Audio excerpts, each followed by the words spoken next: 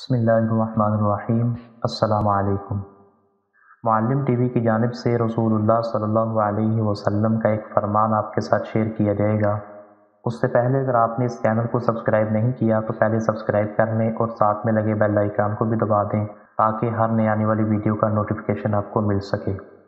رسول اللہ صلی اللہ علیہ وسلم نے ارشاد فرمایا، بندہ اللہ کو خوش کرنے والا کوئی جملہ بولتا ہے حالانکہ اس کے دل میں خیال بھی نہیں گزرتا، مگر اللہ اس کی وجہ سے اس کے درجات بلند کر دیتا ہے، اور بندہ اللہ کو ناراض کرنے والا کوئی جملہ بولتا ہے حالانکہ اس کے دل میں خیال بھی نہیں گزرتا، مگر اس کے سبب وہ جہنم میں جا گرتا ہے۔ حدیث کا مفہوم یہ ہے کہ انسان کے منہ سے جو بھی الفاظ نکلتے ہیں وہ بہت قیمتی ہیں۔ اگر تو کوئی اچھا جملہ بولے گا تو اللہ کی طرف سے اس کے درجات کو بلند کر دیا جائے گا، اور اگر اللہ کو ناراض کرنے والا کوئی جملہ بولے گا تو اس کی وجہ سے قیامت والے دن اس کو جہنم میں پھینک دیا جائے گا۔ ہمیں چاہیے کہ ہم جب بھی بولیں تو خوب سوچ سمجھ کر بولیں۔